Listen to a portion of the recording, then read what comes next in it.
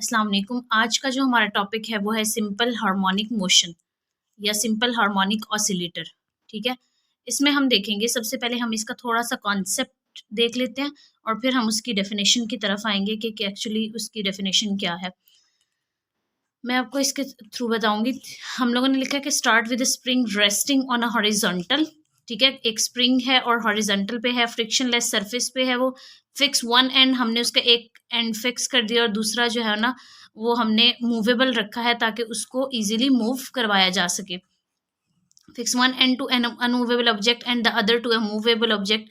वो कहते हैं हम सिस्टम को इस तरह से स्टार्ट करते हैं कि वो एक इक्विलिब्रियम स्टेट में है और उस पर कोई भी चीज़ मूव नहीं करी, तो स्प्रिंग जो है वो अपनी एक रिलैक्स्ड लेंथ में है या फिर इक्विलिब्रियम स्टेट में है। अब वो कह रहे हैं कि हम उसको डिस्टर्ब करते हैं इक्विलिब्रियम को, हम उसे स्प्रिंग को पुश या पुल करते हैं तो उसमें क्या होगा, चेंजेस आएंगी और वो पैरेलल मूव करेगा एक्सिस के। फिर हमारे पास क्या होगा, you know what happens next, the system will oscillate side to side. Obviously आप इस तरह से मूव कर रहे हो तो वो बैक एंड फोर्थ और साइड टू साइड मूव करेगा। अब इस पे जो फोर्स एक्ट कर रही होगी वो हमारे पास होगी रिस्टोरिंग फोर्स। रिस्टोरिंग फोर्स हमारे पास क्या होती है, रिस्टोरिंग फोर्स हमारे पास वो फोर्स है जो कि बॉडी को इक्विलिब्रियम स्टेट में वापस लाने के लिए लगाई जाती है। वो फोर्स हमारे पास रिस्टोरिंग फोर्स है। तो जब भी स्प्रिंग मूव करेगा हमारे पास, तो हमारे पास जो उस पर फोर्स अप्लाई हो रही होगी वो कौन सी फोर्स होगी, restoring force. Restoring force a force which acts to bring a body to its equilibrium state. अब रिस्टोरिंग फोर्स देखें, जब आपके पास स्प्रिंग इस डायरेक्शन में मूव कर रहा है और इसको इक्विलिब्रियम में लाना है तो वो उसके अपोजिट एक्ट करेगी। तो restoring force acts in the direction opposite to the displacement from the equilibrium position. यहाँ तक आपको समझ आ गया। अब वो कह रहा है कि if the spring obeys Hooke's law. Hooke's law क्या है आपके पास, हुक्स लॉ वो फोर्स है, हुक्स लॉ में कहता है कि वो फोर्स नीड टू एक्सटेंड और compress spring by some distance. मतलब कि आपके पास स्प्रिंग को कंप्रेस या फिर उसको एक्सटेंड करने के लिए जो फोर्स चाहिए एक स्पेसिफिक डिस्टेंस तक, उस हुक्स लॉ उस चीज को सपोर्ट करता है। ठीक है, हुक्स लॉ की स्टेटमेंट ये है। Then the device is called simple harmonic oscillator. कौन सी डिवाइस जो है वो सिंपल हार्मोनिक ऑसिलेटर होगी, जो कि हुक्स लॉ को ओबे करेगा। हुक्स लॉ क्या है कि वो फोर्स, मतलब आप उस बॉडी पे फोर्स लगाएं और उसको एक फोर्स चाहिए होगी जो कि उसको एक्सटेंड या कंप्रेस करेगी। ठीक है, तो सिंपल हार्मोनिक ऑसिलेटर की बात समझ आ गई होगी। आपने यहाँ तक अभी 2-3 पॉइंट्स देखे हैं। 2-3 पॉइंट्स में आपने सबसे पहले देखा है कि आपके पास एक स्प्रिंग है, उसको आपने हॉरिजॉन्टली प्लेस किया हुआ है। अब पहले आपने उसको इक्विलिब्रियम स्टेट में रखा है, फिर अगर आप उसको मूव करवाएंगे बैक एंड फोर्थ तो आपके पास क्या होगा कि ऑसिलेशंस प्रोड्यूस होंगी। ऑसिलेशंस प्रोड्यूस होंगी तो वहाँ पे कोई ना कोई फोर्स एक्ट करेगी, रिस्टोरिंग फोर्स होगी। वो फोर्स, रिस्टोरिंग फोर्स क्या होती है कि वो फोर्स जो कि आपकी इक्विलिब्रियम स्टेट में लाने के लिए बॉडी को फोर्स लगाई जाती है, वो फोर्स आपके पास रिस्टोरिंग फोर्स है। ठीक है, अब रिस्टोरिंग फोर्स के बाद एक्चुअली में आपके पास कौन सी डिवाइस सिंपल हार्मोनिक ऑसिलेटर होगी, वो डिवाइस जो कि हुक्स लॉ को ओबे करेगी। हुक्स लॉ आपके पास क्या है, हुक्स लॉ में वो फोर्स जो कि आपकी किसी भी बॉडी को एक्सटेंड या कंप्रेस करने के लिए लगाई जाती है किसी एक स्पेसिफिक डिस्टेंस तक, वो किस चीज़ को सपोर्ट करती है, हुक्स लॉ को। और हुक्स लॉ को जो डिवाइस ओबे करेगी वो आपके पास सिंपल हार्मोनिक ऑसिलेटर है। और इस डायरेक्शन में, इस वे में जो मूव करेंगी वो क्या होगी, सिंपल हार्मोनिक मोशन। उस मोशन को हम क्या कहेंगे, सिंपल हार्मोनिक मोशन।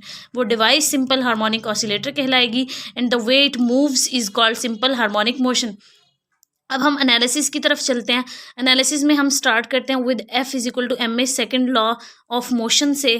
जैसा कि हमने पढ़ा कि हमारे पास एक ही फोर्स है, रिस्टोरिंग फोर्स, जो कि बॉडी पे एक्ट कर रही है। तो वो फोर्स हमारे पास क्या है, रिस्टोरिंग फोर्स। और रिस्टोरिंग फोर्स अपोजिट डायरेक्शन में मूव कर रही है। सो अपोजिट डायरेक्शन में मूव करने की वजह से, वो जो होगी वो फोर्स नेगेटिव फोर्स होगी, which is negative since acts in opposite the displacement of the mass from equilibrium. अब हम क्या करते हैं, हमारे पास फार्मूला था F is equal to ma। ठीक है। यहाँ पे हम फोर्स को रिस्टोरिंग फोर्स से रिप्लेस कर देते हैं। क्यों? क्योंकि हमारे पास बॉडी पे रिस्टोरिंग फोर्स एक्ट करी है। रिस्टोरिंग फोर्स का फार्मूला होता है आपके पास F is equal to minus k x, आपने FSC में पढ़ा है। ठीक है, F is equal to minus k x, आपके पास रिस्टोरिंग फोर्स आ गई, M एज इट इज आ गया, और एक्सेलरेशन आपके पास d square over d t square, second derivative of displacement से हम उसको रिप्लेस कर देंगे। ठीक है, अब इसको रीअरेंज करेंगे, m यहाँ मल्टीप्लाई हो रहा है, इधर आके डिवाइड हो जाएगा, तो आपके पास हो जाएगा minus k over m x is equal to d square x over d t square. अब ये आपके पास सेकेंड लीनियर डिफरेंशियल इक्वेशन है, जिसकी लेफ्ट साइड पे नेगेटिव साइन के साथ है, और राइट हैंड साइड पे जो है वो second derivative of the function है। ओके, यहाँ पे हम देखेंगे कि हमारे पास दो पॉसिबल फंक्शंस हैं जो कि सेटिस्फाई करते हैं रिक्वायरमेंट को। रिक्वायरमेंट क्या थी कि आपके पास एक फंक्शन है, उसका सेकंड डेरिवेटिव क्या होना चाहिए, माइनस। लेट्स सी कि वो कौन से दो फंक्शंस हैं जो कि इस उसको रिक्वायरमेंट को सेटिस्फाई करते हैं। हमारे पास ट्रिग्नोमेट्रिक फंक्शंस में साइन और कोसाइन फंक्शंस ऐसे हैं, यहाँ पे भी आपको थोड़ा सा क्लियर नहीं होगा, मैं आपको थोड़ा सा आगे जाके समझाऊंगी ये बात, कि अगर हमारे पास यहाँ पे हमने देखना है कि कोई ऐसे फंक्शंस हैं कि उनका फंक्शन का अगर हम डेरिवेटिव लें एंड देन फिर डेरिवेटिव लें, डबल डेरिवेटिव लें, इसका मतलब है डबल डेरिवेटिव लें, तो वो नेगेटिव साइन के साथ वही फंक्शन आ जाए। तो हम देखते हैं वो कौन से फंक्शन है, साइन और कोसाइन फंक्शन है। किस तरह से है साइन एंड कोसाइन फंक्शन का, हम देख रहे थे कि किस तरह से है। ये देखिए, हमारे पास साइन और कोसाइन फंक्शंस, यहाँ पे अगर देखा जाए, अगर हमारे पास साइन फंक्शन हो और उसका फर्स्ट डेरिवेटिव लें तो वो हमारे पास आ जाता है कॉज एक्स। कॉज एक्स का अगेन डेरिवेटिव लें तो वो हमारे पास आता है माइनस साइन एक्स। इसी तरह कॉज का डेरिवेटिव माइनस साइन, और क्योंकि हमने इसका सेकंड डेरिवेटिव लेना है तो सेकंड डेरिवेटिव लेंगे तो वो माइनस कॉज एक्स आ जाएगा। तो अब हम यहाँ से देख सकते हैं कि अगर साइन फंक्शन है और उसका सेकंड डेरिवेटिव देखें तो वो भी साइन है विद नेगेटिव साइन। ठीक है, कॉज का सेकंड डेरिवेटिव क्या है, cause x with negative sign. तो इसका मतलब है ये दो ट्रिग्नोमेट्रिक फंक्शंस ऐसे फंक्शंस हैं हमारे पास कि अगर हम इनका सेकंड डेरिवेटिव लें तो वही फंक्शन आ जाता है विद नेगेटिव साइन। तो ये दो फंक्शंस ऐसे फंक्शंस हैं जो कि हमारी रिक्वायरमेंट को मीट कर रहे हैं। ठीक है, अब हम सपोज करते हैं कि हम साइन एक्स ले लेते हैं, हम कॉज एक्स भी ले सकते हैं और साइन एक्स भी ले सकते हैं। अब हम इसमें एनालिसिस कवर करते हैं। देखें कि अगर हमारे पास फाई, हम कोई भी एंगल कंसीडर कर लेते हैं कि फेज एंगल है हमारे पास, साइन 0 होता है आपके पास, और अगर कॉज की बात की जाए तो कॉज 90 0 होता है। तो हम स्टार्ट लेते हैं इससे, साइन 0 और कॉज 0 से, और इनके दरमियान जितनी भी वैल्यूज आ जाती हैं वो। अब हम किसी भी एक उसको फेज टर्म को डिफाइन करने के लिए जो है सारी पॉसिबल कंडीशंस को जो है वो एकोमोडेट करते हैं। Let's start with the equilibrium moving on the way. मतलब हम स्टार्ट करते हैं कि इक्विलिब्रियम फेज पे तो हमारे पास एंगल क्या होगा, 0 पे, और अगर equilibrium moving to the other way तो हमारे पास पाई होगा। मतलब देखें ना, आपके पास स्प्रिंग मूव कर रहा है, इक्विलिब्रियम में था तो 0 पे था, अगर मूव करा एक डायरेक्शन में तो वहाँ पे हमारे पास 180 का एंगल बनेगा। इसी तरह से phi is equal to pi by 2, sine 90 क्या होता है हमारे पास 1 टू द अदर साइड, और ये हमारे पास phi is equal to 3 pi by 2, everything in between phi is equal to what ever.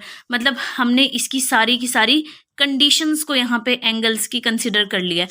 और ये जो ग्राफ बनाया हुआ है, टेबल बनाया हुआ है मैंने, ये सारी इसी चीज़ को रिफ्लेक्ट कर रहा है कि अगर आपके पास फाई इज इक्वल टू 0 है, पाई है, पाई बाय 2 है, 3 पाई बाय 2 है, तो उसको हम क्या कहेंगे, quarter cycle, half cycle, 3 quarter cycle, और ये वही कंडीशंस लिखी हुई हैं जो हमने अभी एक्सप्लेन की हैं। अच्छा, फेज एंगल को डिफाइन करने के बाद अब हमारे पास हमें कुछ कोएफिशिएंट्स भी चाहिए जो कि यूनिट्स को हैंडल कर सके।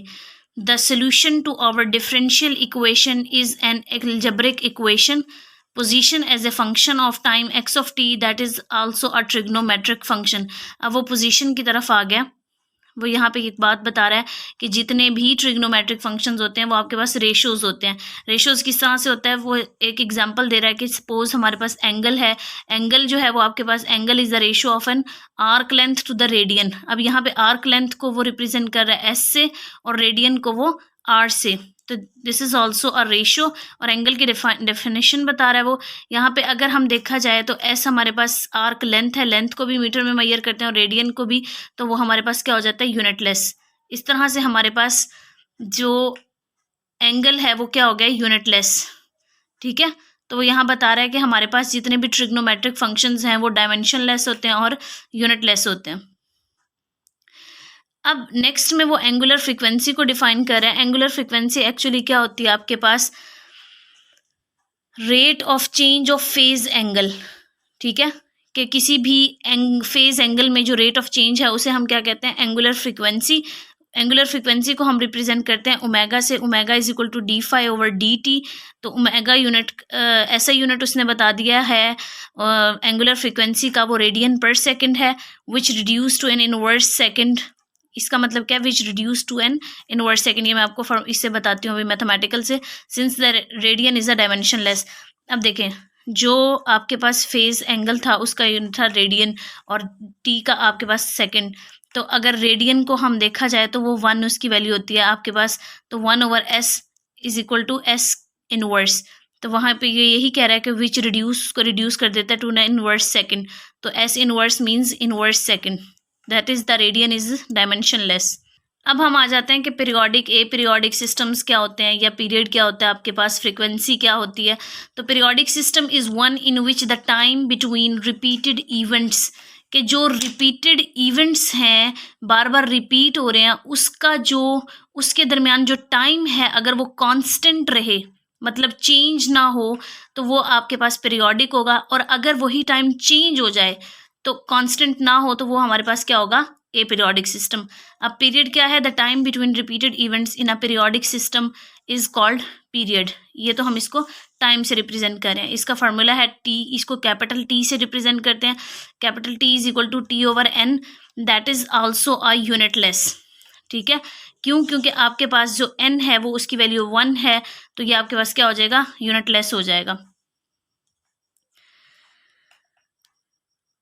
Frequency is the rate at which a periodic events अकर, के कितनी दफ़ा वो पीरियोडिक इवेंट्स अकर हो रहे हैं, ये हमारे पास क्या है, फ्रीक्वेंसी है।